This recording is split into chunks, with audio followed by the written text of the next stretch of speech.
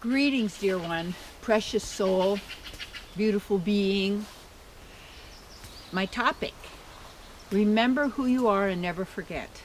Remember who you are and never forget. And you say, well, why do you say both? Because you got to cover all bases. You got to know who you are and what you're not. A lot of people say, well, I only look at the positive and all that. Well, then you won't know what not to do. You have to, when you perceive what's going on around you, I used to when I used to go to coffee shops, and restaurants and stuff, I would listen to the conversations of people in the other booths or other table. They're always the same. They're very mundane and petty. He said, she said, I did, and I told them, and we're going to do this, and what are we going to do? And oh my God, yeah. Because you realize we all have the same mind. And what that means is that the mind construct, that's not who we are. It's the hack of the reptilian brain, you might say it, or whatever it may be, that's fear-based. Run, hide, don't let anybody see you, change your appearance, be like a chameleon lizard. You're this, you're that, you're that. These are actors, right? This is illusionists. So when you want to know, you want to know what to do and what not to do. And because I could see like a lot of my troubles, in the past or years ago, is because I just wanted to see the good in everybody. So I didn't notice where they are. So then you could attract all kinds of people because you really do see who they are, but they don't. And so they're not applying that. And when you get involved with someone, it's like, think about that you have a bubble. You're in a bubble of your own consciousness. And it could be magnificent. It could be sorrowful. You could be enthusiastic. You could be depressed. That's your bubble. That's your bubble.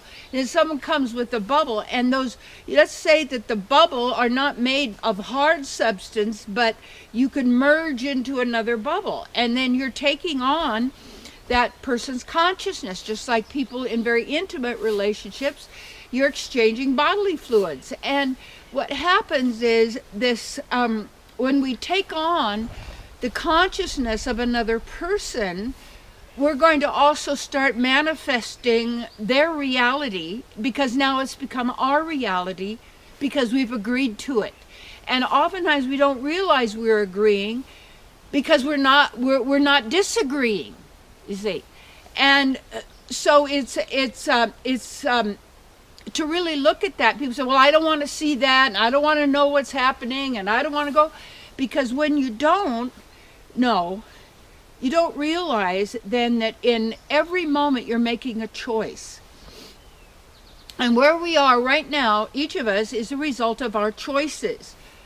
And it may not be your fault, the choices that you made, but in another level, it is your responsibility. It is, because when we give our lives, we give ourselves, our everything over to someone else, whether it is a government, it's a religion, it's an educational system, it's a job. Just like, dear friend, like when we have mice and things like that, we have a little trap, and then we just put them in there and then go let them out this little ways, have a little talk with them, say, we give them a little peanut butter for the laugh, but they get a trip and everything, they're fine. Because I'm not into killing everything and everybody. Why? Because what happens is you're killing yourself. And all of that creates guilt and shame and pain. And like yesterday, I'm gardening, because it's time to be out there, and it was just great, barefooted most of the time, but some places where it was a little dangerous, I put some of my sandals on. And I moved this one pot, and there was a little froggy in there, and he got hurt. And I go, what do I do? And I thought, well, I'm not going to kill him and put him out of his misery. Maybe he could get healed. But that's maybe his experience. And I was feeling really sad. And I'm like, yeah, because he's this little guy. He has a right to be out there and do his thing and be who he is. He's not trying to hurt or harm anybody, except maybe eat little bugs and insects or whatever. And that's maybe they're meant for food. Who knows? I don't know. Not my choice. But anyway, to remember who you are and never forget, you have to first know who you are. And people aren't taught who they are. They're taught you're a meat stick. You're taught you're a product of your environment. Well, the environment can have an effect depending on where you are in consciousness. When you know who you are, you can't be destabled. And that's why, like, when you could get into the bare feet and be able to start grasping the soil, and I've got a place in the yard, the farm where I am, where we keep that grass really, really nice for walking.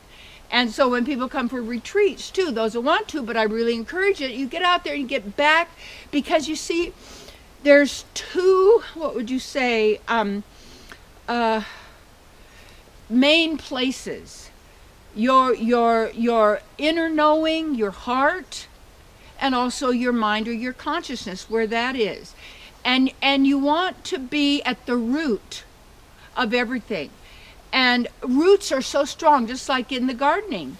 Those you want strong roots, because the strong roots make a strong plant. You see, like that.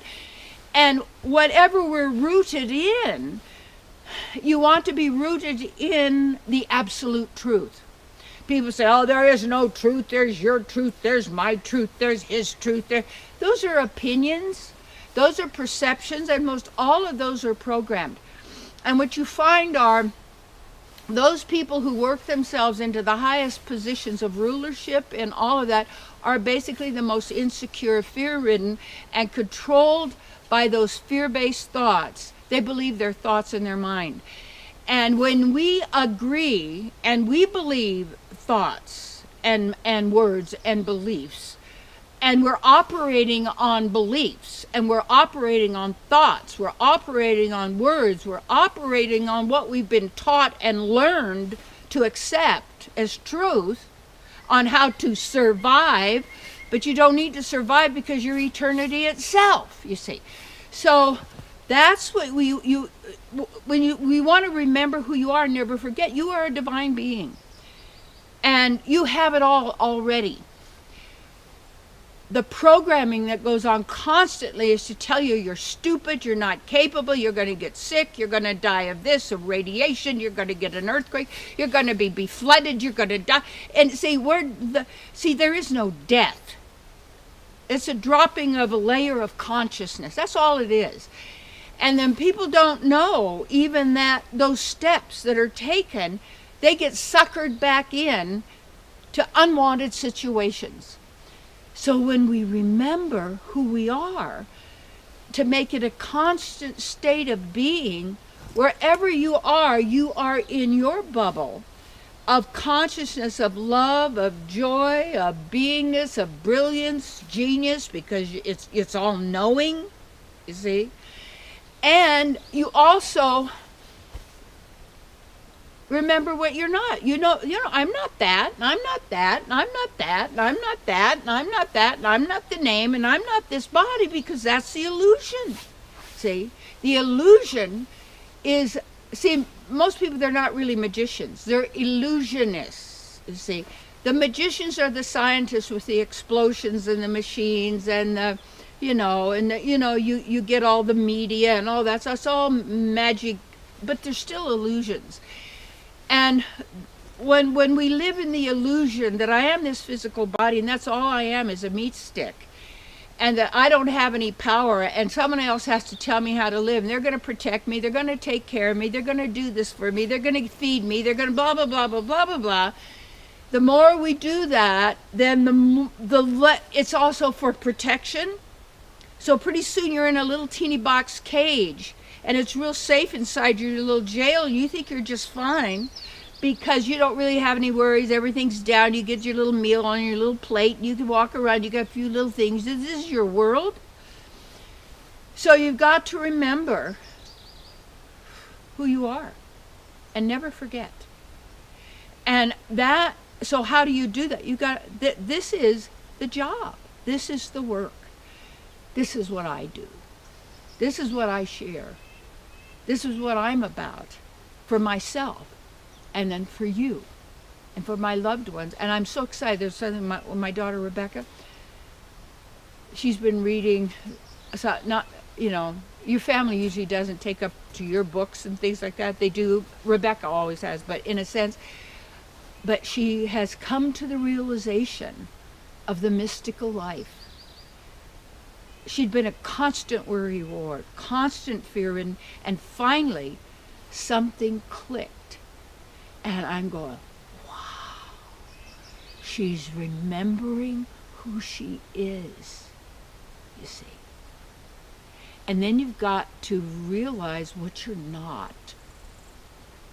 And when you know who you are, you stand firm in yourself, in the divine, one with all, unlimited.